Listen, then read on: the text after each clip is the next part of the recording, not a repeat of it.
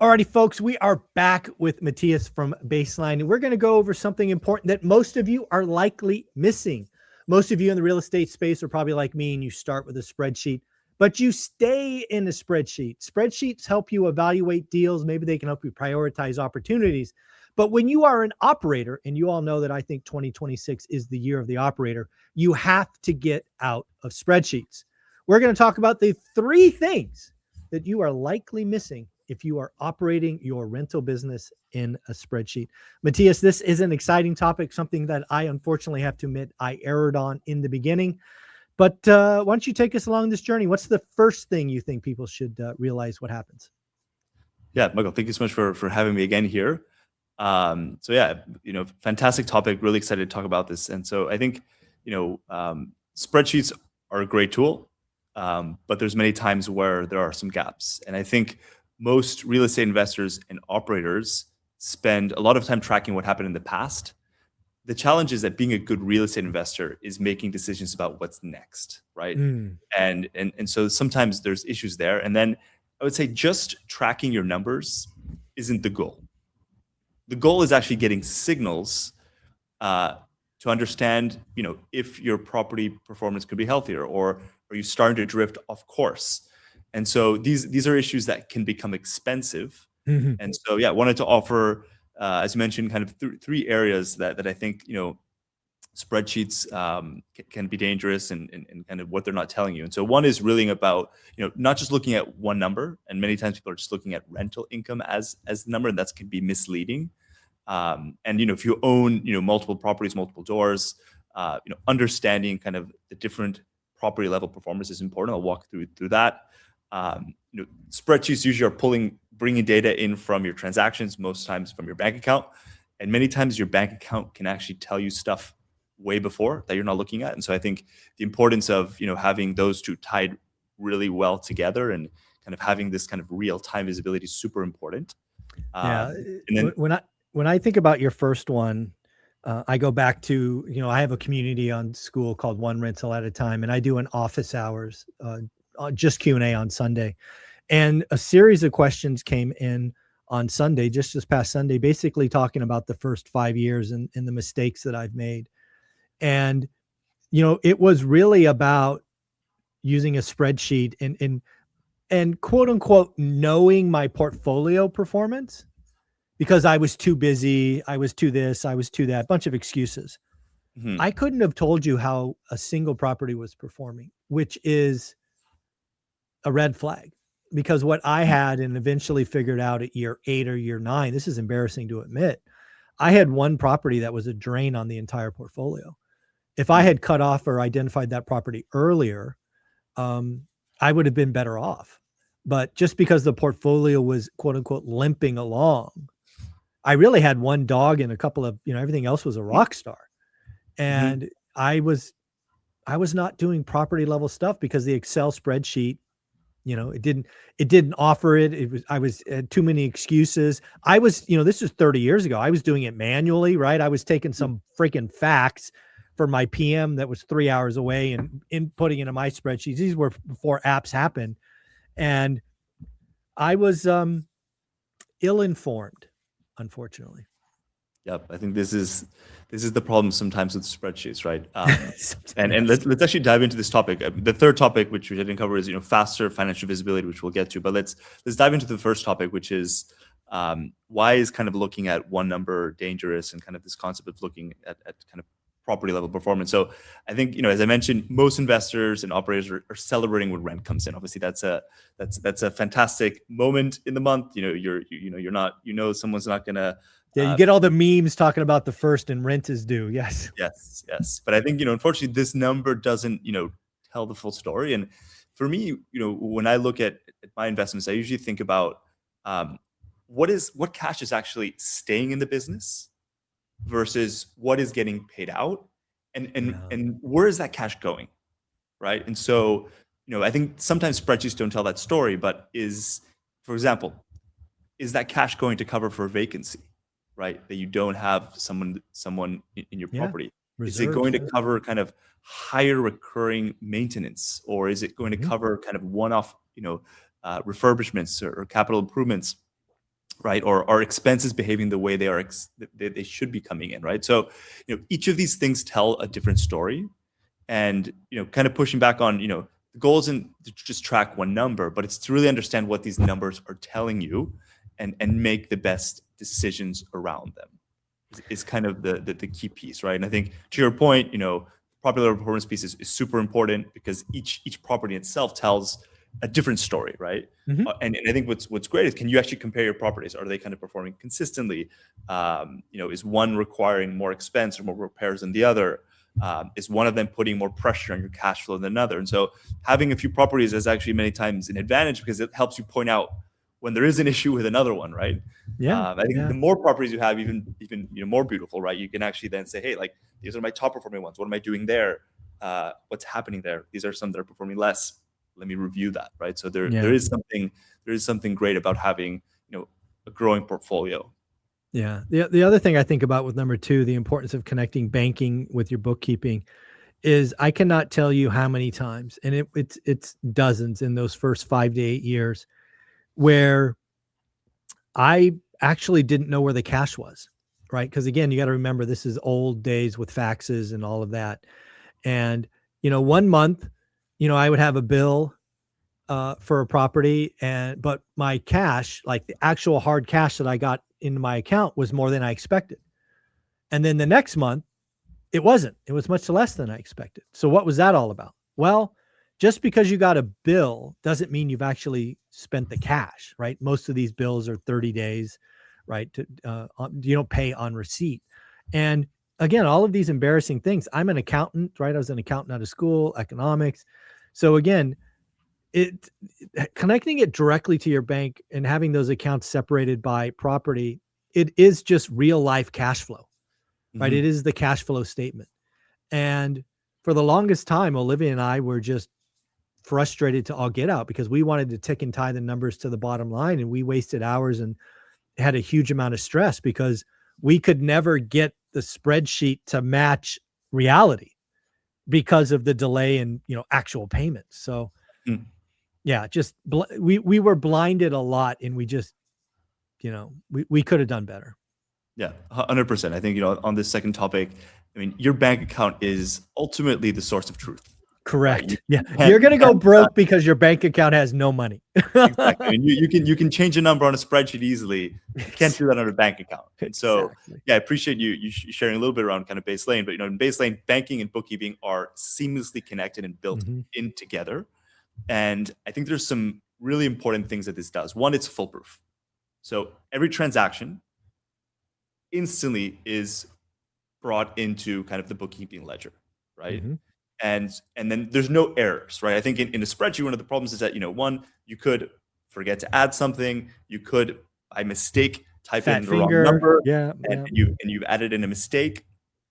It's not instant, right? It depends on when you do it. Maybe you're doing Mhm. it at the end of the quarter, at the end of the month, or even at tax time. Yeah. And I Oh. think just anytime things are seamless, where you can actually be with a little click toggle going, looking at a bank account, looking at a bookkeeping ledger, Mhm.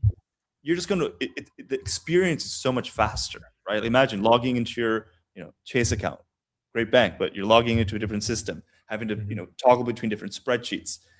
All of this just makes things more difficult. And one additional thing that I'll mention around just general banking data, I think there's pretty interesting things that you can look at in a bank account that you sometimes don't see in a spreadsheet. And a few of those are your cash reserves, right? Mhm. In a spreadsheet, sometimes you're not really, you're not having a cash flow No, statement wasn't or on my a balance spreadsheet. sheet, right? Like most It people are just wasn't. kind of doing a simple P&L. Yep. Um, Correct. so at Baseline, obviously we have a bank account, but we have your P&L. We have obviously your cash flow, your balance sheet. So you can actually see kind of how your reserves are performing. Mhm. Um, you can quickly see if you have a recurring charge that you didn't expect, right? Seamlessly, right? You're getting a notification, and then you're actually looking at the timing of payments. Is rent coming in at the right time? Is it coming in late? We have an embedded kind of rent collection product there that's providing you tons of information.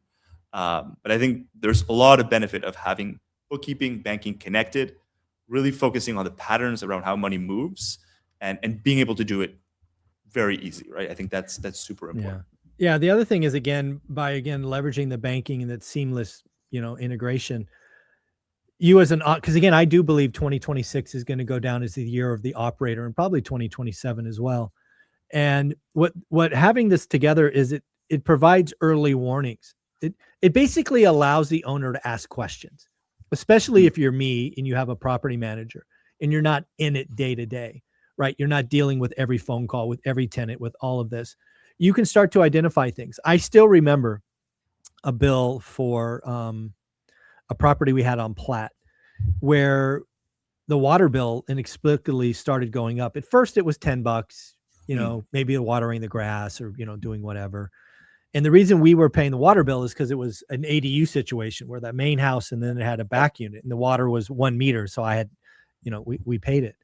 But what started happening is the water bill kept going up and up and up. And we're like, what the hell's going on? Or like, I actually remember saying, did they put a pool in the backyard? I'm like, what is going on? Like, where is this water going? And, months later, we realized it had a leak. And if I would have had an automated system instead of, catching it by happenstance, like, why is that water bill $600 when it used to be $60?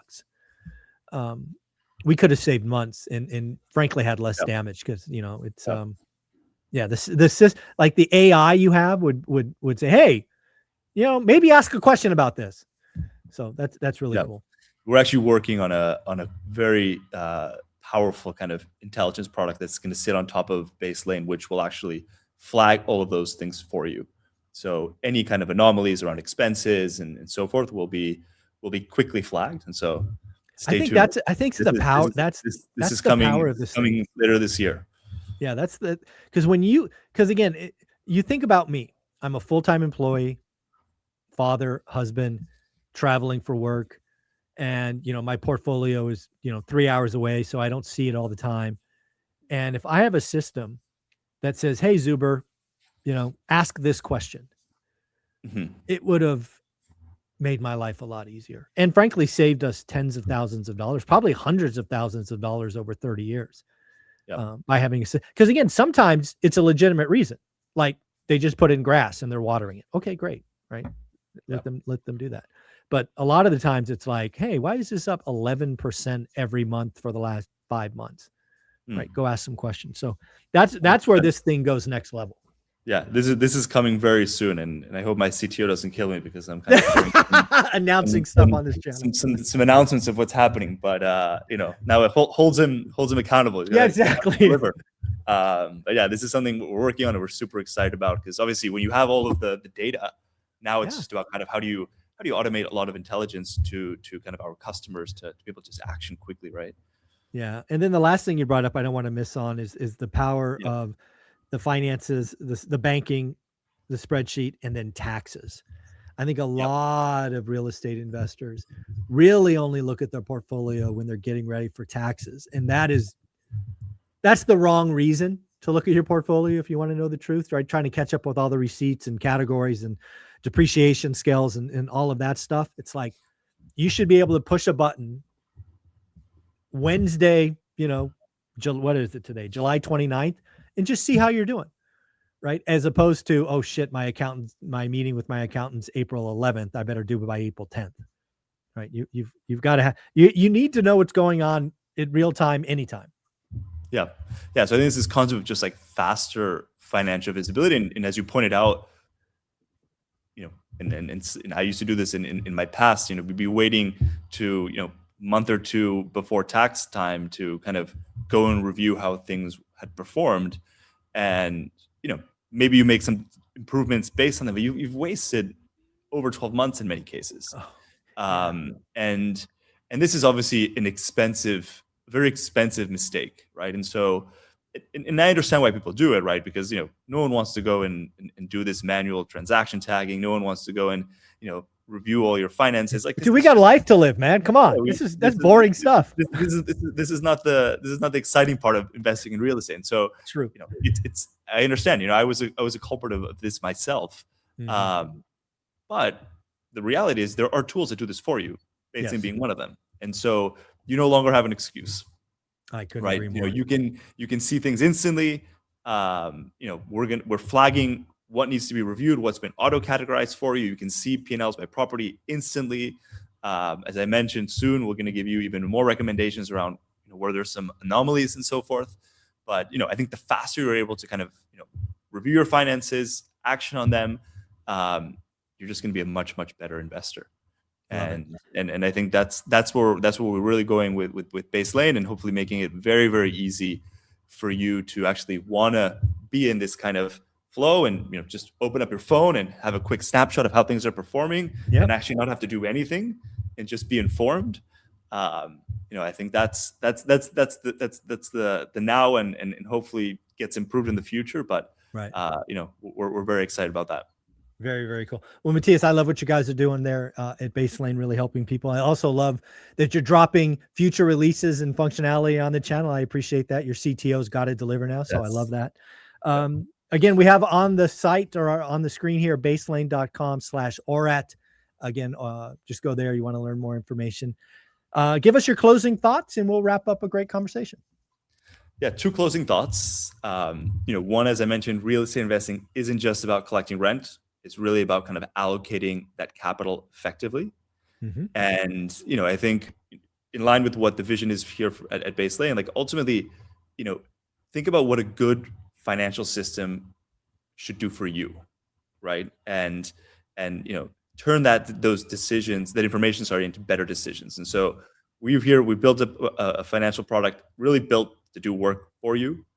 And so, ask yourself, is that spreadsheet doing the work for me, or am I doing the work for myself in that spreadsheet? Or so I think spreadsheets make you work hard.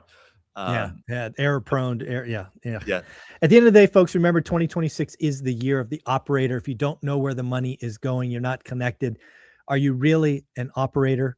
Thank you very much, Matthias. Say hi to the team. Thank you very much, Michael. It's a pleasure.